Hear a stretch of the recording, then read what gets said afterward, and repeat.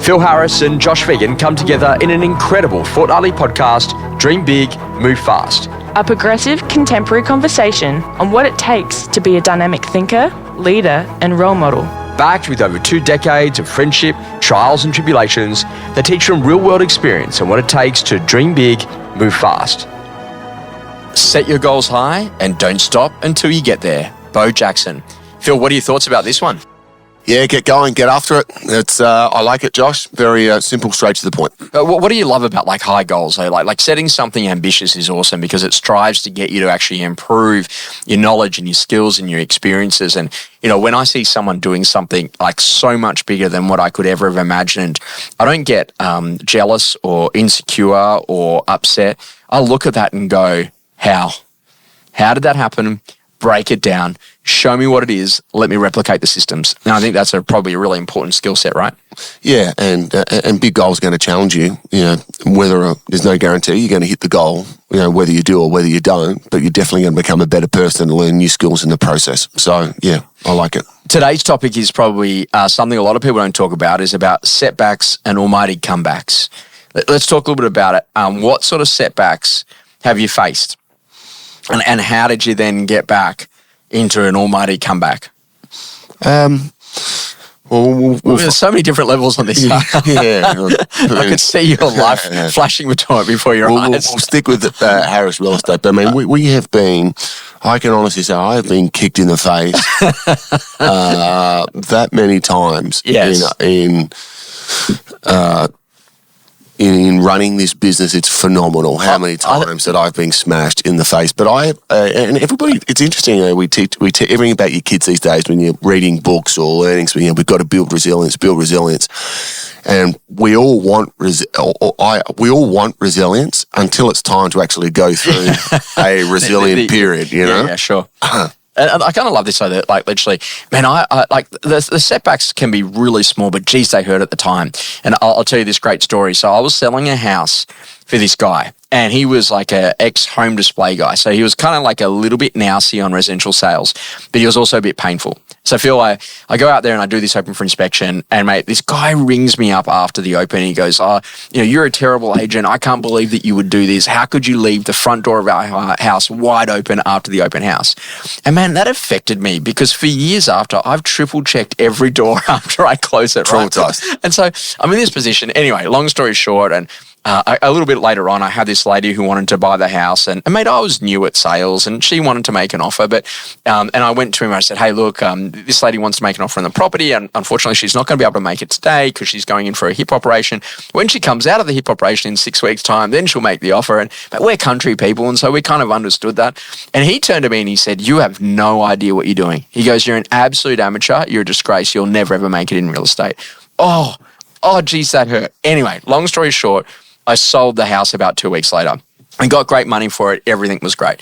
Anyway, I'm doing the callbacks, the 1 day, 1 week, 1 month thing. And so I'm ringing. You were doing that back then. Right. So I ring the buyer who's moved into the house and they've been in for a month. I'm like, how's the house going? And the buyer goes, man, it's a good house, but we've got a problem. I'm like, what is it? He goes, do you know that every single time there's a gust of wind, the front door just blows wide open? The door doesn't catch properly, and it's done it every day since we've moved into the house. I didn't realize that's what had happened to me. And so sometimes what you actually think is not actually what you think. And what you got to realize is that literally it's all about perspective and a view. So I think that literally one of the most powerful mindsets that you and I, and we've been through plenty, Australasian Auctioneering Championships, not winning it, not doing these things, not getting to that level, not hitting it. But you know what? Every single time, the best thing is that you and I, we've been able to regroup and say, okay, great. So what's the lesson from here? And how would we go back and do it again to get better? And I think that literally we use the setbacks as hunger to want to get better. So, and then I took that and I would say, okay, great. I would go to Amazon and I'd write my problems in the search bar, and then I'd find a book and I'd read the book and I'd learn to master the skill.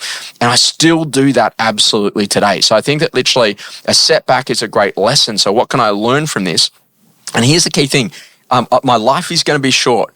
Why spend literally another 10 days here in a dark room? Why don't I just get some light on it? And that's one of the key things I say to people a lot right now. Hey, you're in a dark room right now. How do we get you some sunshine straight away? And when people hear that, they're like, oh, yeah, you're right. I am in a dark room here about that I'm never going to get a listing again, or I'm in a dark room here that I'm only doing 8 transactions a year, or I am in a dark room here that unfortunately I've had a relationship that hasn't gone the way that I've wanted to. But how do I get you to use some sunshine so you can actually see a better life? And I often think about the quadrants of performance zone and recovery and survival and burnt out. And if you're in that zone, I've just got to get you some sunshine. And sunshine just feels so warm and energizing and loving and all of those things. And I just think that, that's what you got to kind of do with setbacks. That's a thought. Your thoughts on that? Yeah, definitely. I think you need to probably have a setback strategy. And in my younger years, there definitely wasn't a setback strategy. Well, there wasn't I think it was the Michael Jordan quote, 9,000 shots. Yeah, exactly right. But every single time we both went through a loss, we would send each other that quote. It was like, definitely. He's dark today. I'll ring tomorrow. But no, you got to... I think these days you have more of an understanding. I'd like to think that some of the setbacks and some of the attacks are less because you put yourselves in better position because you're more experienced. But I think if you just need to have really good people around you, Josh.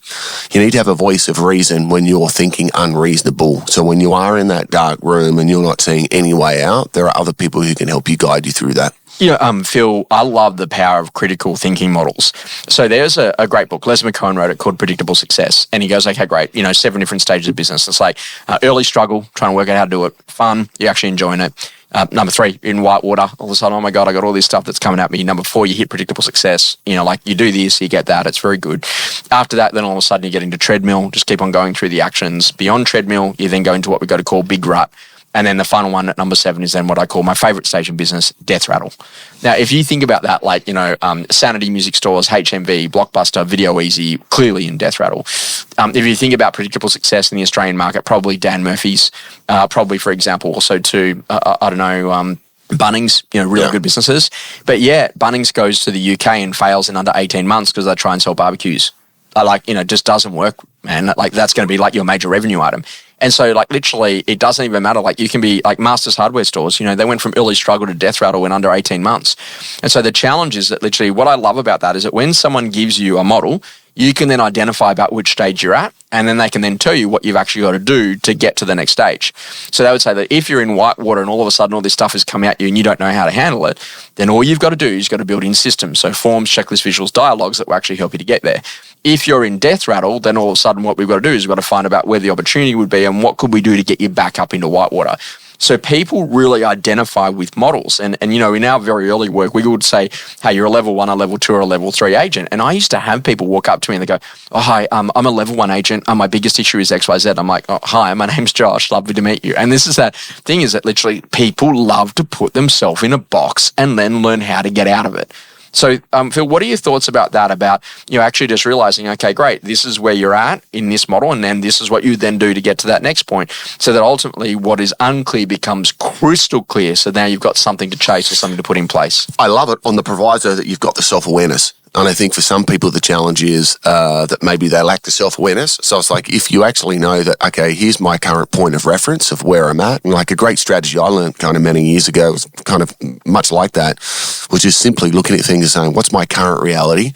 What's my future reality of where I want to land? And then what are the projects in between that I need to do to move me from where I am to get me to where I want to go, But I do find sometimes there are, potentially certain salespeople I work with who don't have a great reflection point to actually know what that current reality looks like. It's got to help them and guide them, show them what that looks like, show them a compelling future and get moving. Are setbacks possible to actually be some of the greatest motivators that you'll ever get? Yes, unquestionably, but they may take years, if not decades, to turn into those. And especially if you don't have people to give you perspective. Yeah. Like I can actually say, hey, it's not fatal, but there are some good conversations on this.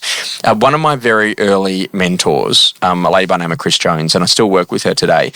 She said to me, when I was starting the training company, she said, Josh, you're never going to be successful at this because you've only got your toe in the water. And then about a year later, she then came to me and she said, you've been in the water so long, how about you come up and get some air? And so it's kind of an interesting conversation, is that literally, like, how important is it for people to go all in on whatever the goal is or whatever the thing is that they're chasing that they want to improve? Well, I think if you've gone all in, Josh, then it changes your perspective on maybe the size and the significance of the setback. Does that make sense? Of course. And so you see it in the early days using real estate as context. You see salespeople who miss out on a listing. Now, that can be catastrophic for someone if you're still not entirely certain that you are actually all in terms of if you're still not sure you're going to be in real estate this time next year, losing a listing is catastrophic, right? When you're Tom Hector and you list 25 or 30 a month and you lose a listing today, like same scenario, but relativity of that, it actually just doesn't matter. So when you've actually decided that you are all in, and I think that was maybe I had some significant setbacks in the early years of Harris Real Estate, as you know, Josh. We took some pretty serious hits early of just, scenarios and things that unfolded. But I was always very committed that I was all in, and I thought to myself, I'm going to be doing this in 30 years' time, 40 years' time still. So the reality of no matter how big this setback is, it's going to be okay because I'm a long-term player. And you can only think long-term if you're actually all in. So let me ask you a question. I want you to think of a word or maybe two words. It doesn't matter, but a word's fine. That comes to your mind when I ask you this question. How do you want to be today in your most difficult moments? Calm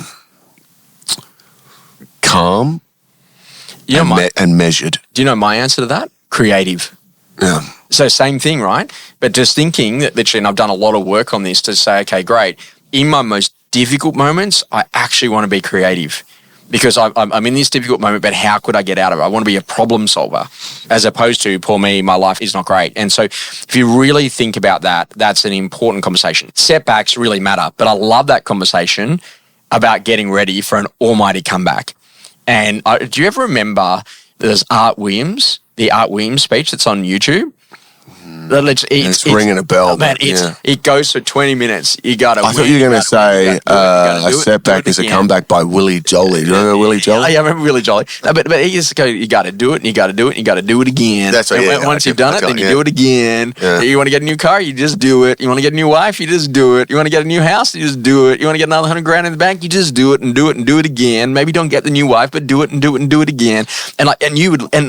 You listen to that clip on for 20 minutes. It's phenomenal. Randy Pouch, I think, had the last lecture. That was a phenomenal video at the time. And Randy was diagnosed with cancer and died 12 weeks later. But inside of that video, he said something really amazing. It was his biggest life lessons. He was able to do push-ups on the floor. He was amazing. He said, you know what? Brick walls are there to show you how much you want what's on the other side. And so, literally, you're going to go over it, you're going to go around it, you're going to go through it, you're going to go underneath it. Literally, expect adversity, expect challenges, toughen up, realize that this is going to be there. Man, I wish I had me back when I first started now. And that's the things I've learned, the people I've seen, the books I've read, the experiences I've had.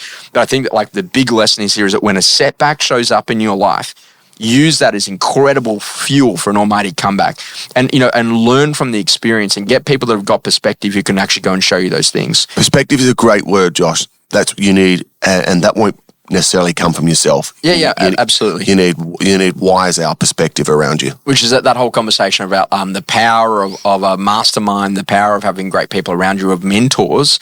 And I'm going to say to you, who's the best person in your life that you really look at to go, that person's got great relationships? Who's the best person in your life that's super fit? Who's the best person in your life that's great at business? Who's your best person in life who's the best mum or dad that you want to replicate? Who's got the best relationship with their partner that you like to replicate? So I actually think that you can have an incredible set of mentors, because you can have a mentor in each major area of your life. And if you start thinking that way, it actually then gets you to say, okay, great, what can I learn from them to make it better?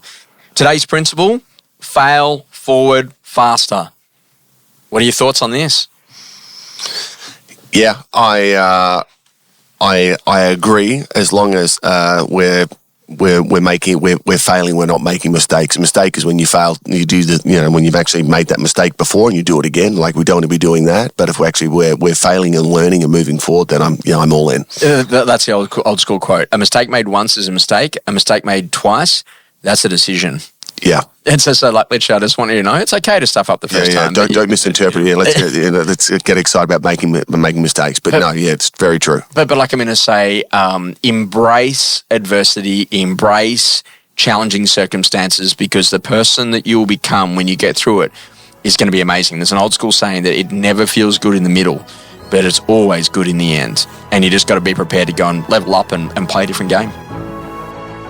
Feeling good and ready for more? Thanks for joining us On Dream Big, Move Fast.